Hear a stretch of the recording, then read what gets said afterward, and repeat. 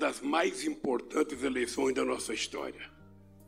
Uma eleição que colocou frente a frente dois projetos opostos de país e que hoje tem um único e grande vencedor, o povo brasileiro. Não é uma vitória minha nem do PT, nem dos partidos que me apoiaram nessa campanha.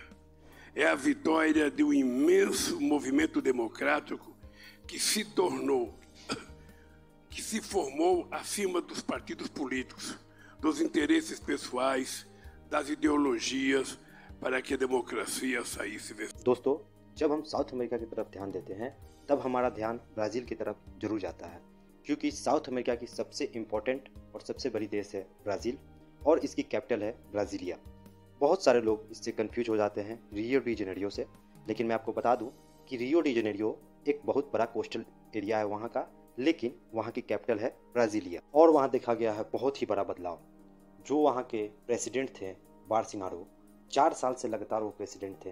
अब देखा जा रहा है कि लूला ने उनको defeat किया, क्योंकि वहाँ पे बोल्सोनारो की हार हुई है और ये वही बोल्सोनारो हैं जिन्होंने कोविड के समय भारत की बहुत ही प्रशंसा की थी। ये लगातार 4 साल से सिटिंग प्राइम मिनिस्टर थे ब्राज़ील के, लेकिन अब देखा गया है कि लूला ने इनको बीट किया है ब्राज़ील प्रेसिडेंट इलेक्शंस में। और अगर हम बात करें लूला द सिल्वा की, तो ये ब्राज़ील के लेफ्ट विंग पार्टी की तरफ से आते हैं और ये तीसरी बार प्रेसिडेंट की पद को संभालने जा रहे हैं। इससे पहले लूला द सिल्वा 2 बार और ब्राज़ील के प्रेसिडेंट बनाए जा चुके हैं। और बात की जाए ब्राज़ील प्रेसिडेंशियल इलेक्शंस की, तो लूला ने बोल्सोनारो को बहुत ही कम मार्जिन से डिफीट दिया है, क्योंकि आप देख सकते हैं यहाँ पे बोल्सोनारो को 49.10% वोट मिले थे और लूला द सिल्वा को 50.90% वोट मिले थे। और अगर बात करें हम ब्राज़ील प्रेसिडेंशियल इलेक्शंस की, तो वहाँ पे भी यूएसए की जैसे ही 4 साल में इलेक्शंस होते हैं।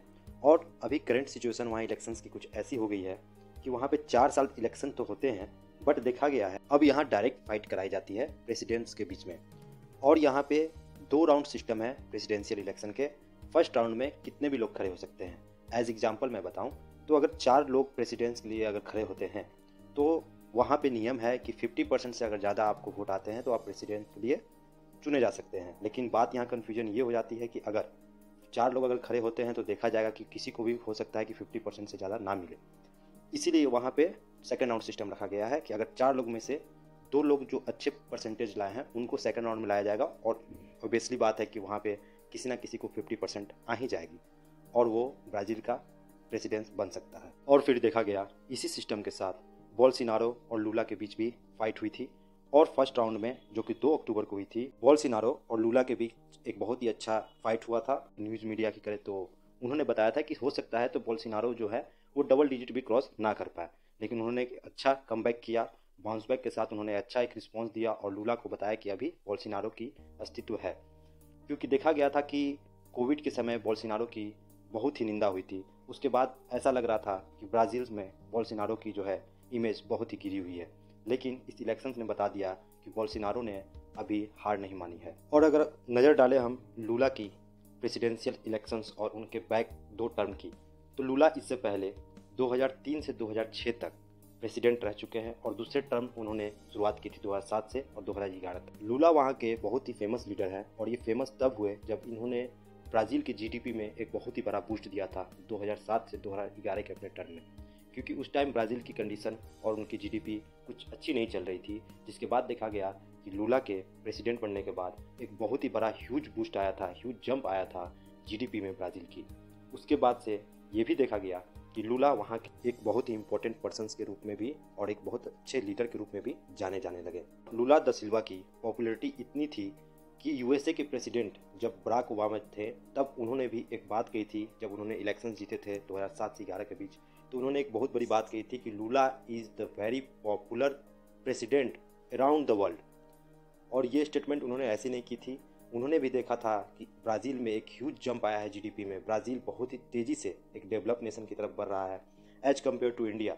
अगर आज इंडिया की बात करें तो वही जीडीपी, वही स्पीड, वही ग्रोथ देखा गया है। दूसरी तरफ बात करें तो हमारे देश के प्रधानमंत्री श्री नरेंद्र मोदी जी ने भी लूला द सिल्वा को कॉन्ग्रेचुलेसन कहा है और बहुत सारे वर्ल्ड लीडर ने भी इनको बधाइयाँ भेंट की है। और रसिया ने ये एक्सपेक्टेशन जताया है कि जो हमारे रिलेशंस ब्राज़ील के साथ पहले थे और वो और भी बेहतर होंगे। अगर हम बात जियोपॉलिटिकल सिनेरियो की भी करें तो यूएसए के जस्ट नीचे लैटिन अमेरिका आता है और साथ साथ ये भी देखा जा रहा है कि सामने आके खड़ी हो गई है।